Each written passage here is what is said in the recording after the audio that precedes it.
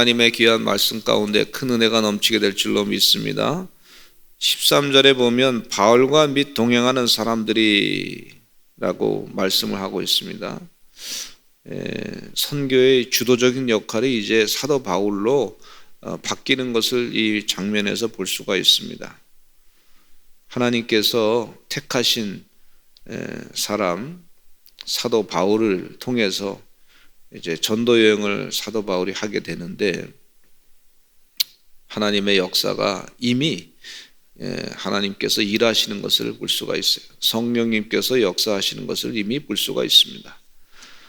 하나님이 함께 하시는 이 사도 바울이 사역을 감당하는 동안에 이 먼 선교 여행을 지금 떠나고 있는 것을 볼 수가 있습니다. 그 성주 순례를 가보면은 사도 바울이 다녔던 지역에 큰 산맥이 있는데, 그 산이 아주 산길이 상당히 그 높은 산맥이에요. 그 높은 투로스 산맥이라고 하는 것을 지나면서 하나님의 말씀을 전했던 그 옛날을 기억하면은, 저는 성주순례 하면서 버스를 타고 갔지만은 옛날에는 그냥 걸어서 다녔단 말이죠. 먼 길을 걸어 다니면서 아마 발이 다 부르텄을 거라고 생각이 들어요.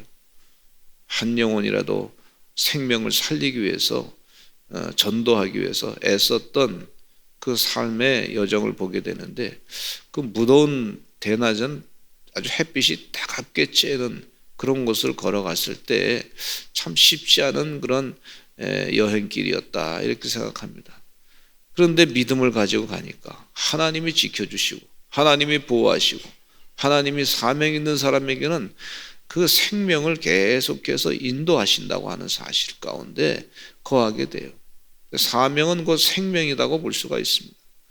주님 은혜 가운데 우리 사랑하는 성도님이 이 땅에서 육신의 장막을 벗기 전에 하나님이 주신 사명이 있으면 그 사람 삶이 바로 그것이 생명이라고 볼 수가 있어요.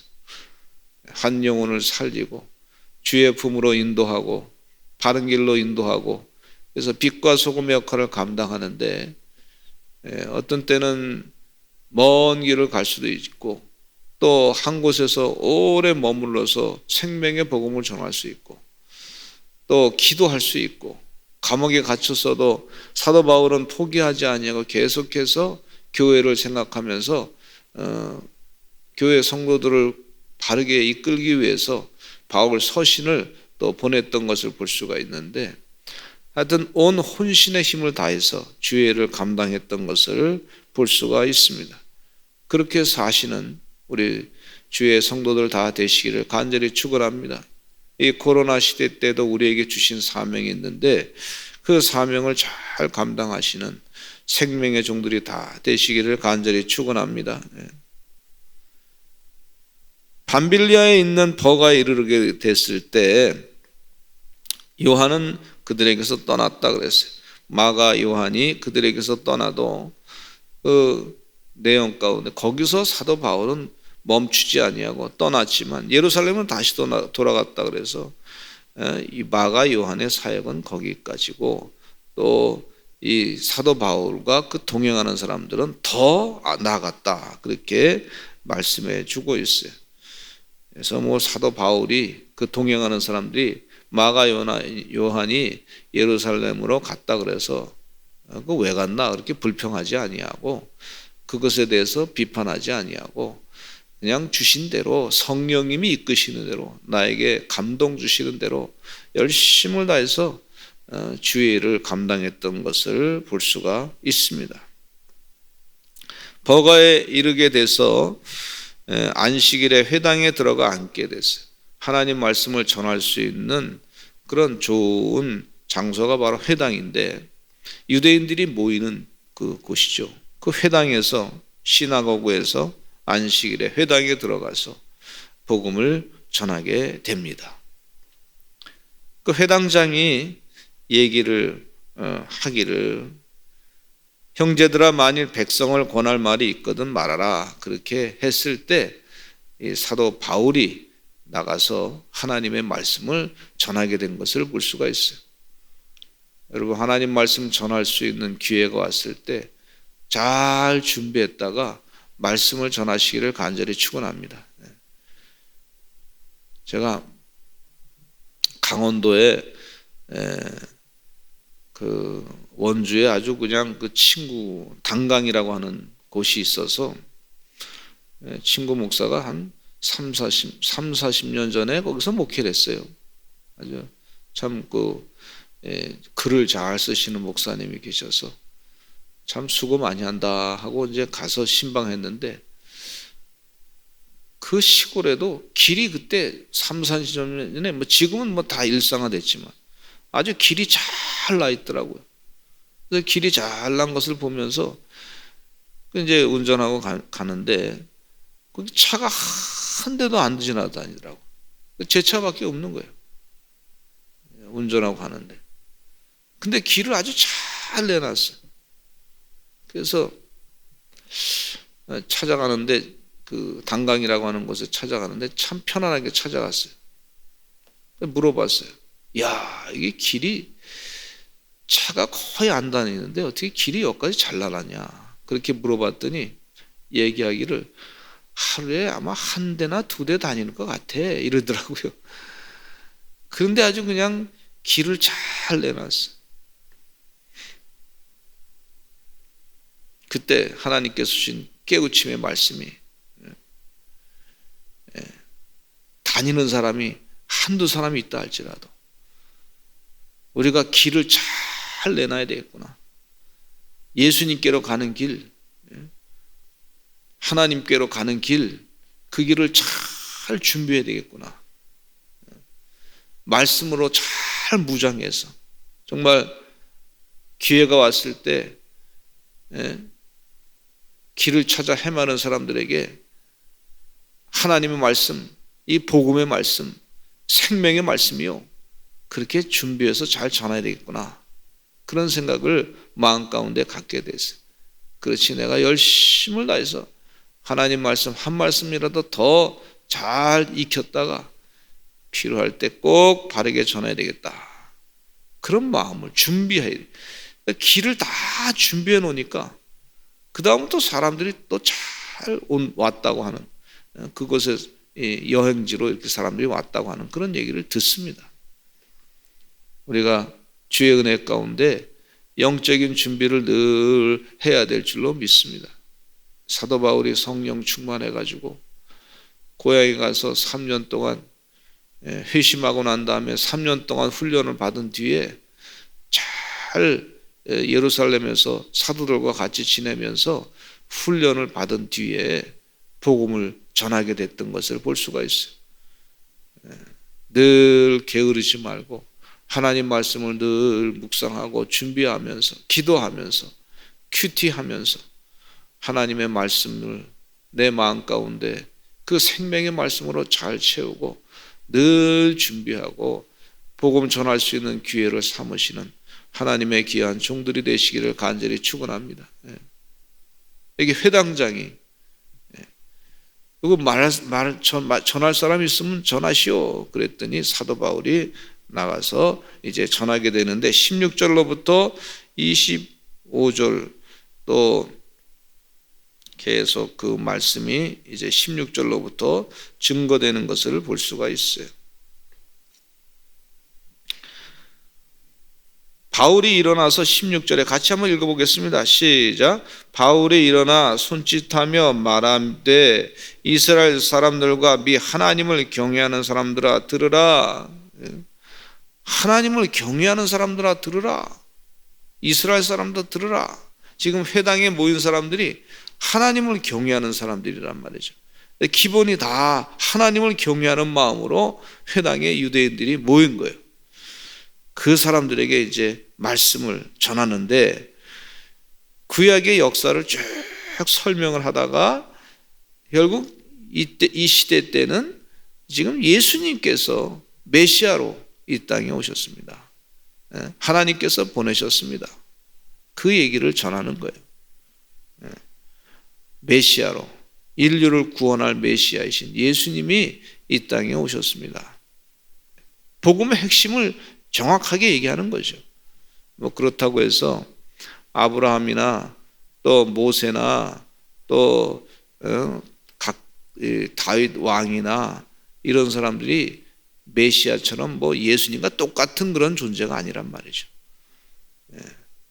그들이 하나님의 부름을 받았지만 결국은 인간이고, 메시아 예수님은 하나님과 동등된 분이시고 본질적으로 하나님과 같으신 분이시고 하나님의 아들이시되, 그 내용을 이제 사도 바울이 잘 전해서 말씀을 전하는 것을 볼 수가 있어요. 23절에 읽어보겠습니다. 23절 시작. 하나님이 약속하신 대로 이 사람의 후손에게 이스라엘을 위하여 구주를 세우셨으니 곧 예수라. 즉 다윗의 가문 가운데 후손 가운데 예수님께서 나셨다. 그렇게 전하면서 24절 읽겠습니다. 시작. 그가 오시기에 앞서 요한이 먼저 회개 세례를 이스라엘 모든 백성에게 전파하니라. 요한이 먼저 회개 세례를 먼저 전파했다. 벌써 예수님 오시기 전에 세례 요한이 회개 세례를 전파하고, 이 세례 요한이 엘리야처럼 나타나서 벌써 말씀하시기를 25절에 보니까 요한이 그 달려갈 길을 마칠 때 말하되 너희가 나를 누구로 생각하느냐? 나는 그리스도가 아니다.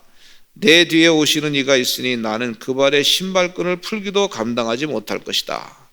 못하리라. 이렇게 말한 것을 볼 수가 있어요. 그러면서 분명하게 예수님을 잘 믿어야 됩니다. 예수님이 메시아십니다. 예수님이 그리스도이십니다. 우리가 기다리던 메시아 예수님이십니다. 세상을 구원할 자, 우리의 더러운 죄를 다 사하시고 용서하시고 명생의 길로 인도하시는 분 예수님이십니다. 그렇게 사도 바울이 복음을 정확하게 전하는 것을 볼 수가 있어요. 우리도 예수님을 정확하게 명확하게 전하시는 하나님의 종들이 되시기를 간절히 축원합니다. 메시아이시고 구세주이시고 우리 인류의 모든 죄를 다 사해 주시고 용서해 주시고 구원해 주시는 그런 분이 바로 예수님이십니다 하는 사실을 잘 전하시기를 간절히 축원합니다.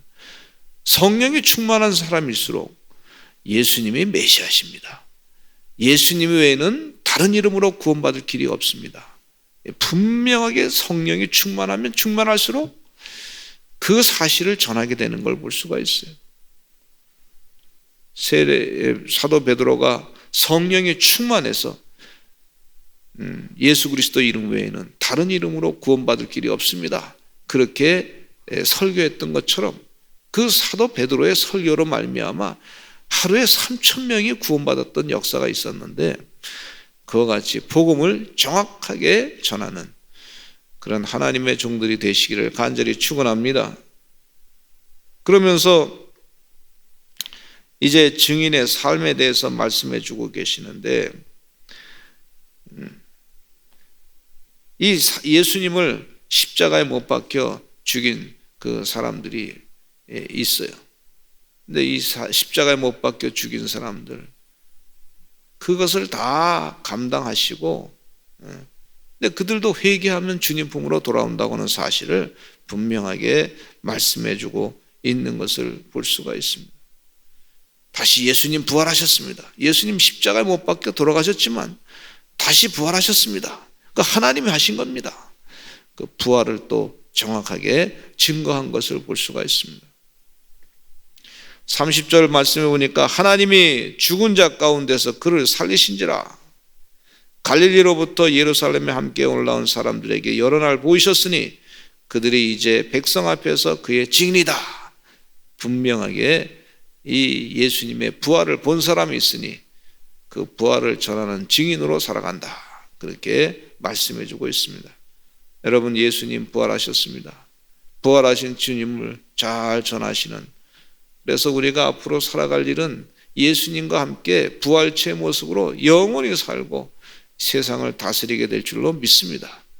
그 사실을 날마다 마음 가운데 새기시고 부활의 증인 되시는 하나님의 귀한 종들 되시기를 간절히 축원합니다. 우리 다 같이 통성으로 기도하겠습니다. 주여 삼창하시고 통성으로 기도하실 때 하나님 예수님의 영생의 생명의 말씀이 증거되게 하여 주시옵소서. 요즘 세상에는요 이념화된 사람들이 사람을 물질로 봐, 사람을 생산의 도구로 봐. 그렇지 않거든요. 영원한 생명을 사는, 주님과 함께 사는 거룩한 하나님의 유업을 이을 자인데 그 하나님의 유업을 그 귀한 존재인데 그것을 뺏으려고 하는 것이 이 악령의 역사라고 볼 수가 있어요. 죄의 은혜 가운데 거기에 속지 아니하고 생명의 복음을 마음 가운데 놀랍게 증거하는 하나님의 종들 되게 해 주시옵소서. 우리 다 같이 각자 또 개인 기도 제목 놓고 기도하시고 아프신 분들 위해서 기도하시고 기도할 제목이 많은데 성령이 이끄시는 대로 간절하게 기도하시다가 돌아가시기 바랍니다. 우리 다 같이 주여 많이 하시고 통성으로 기도하겠습니다. 주여 주여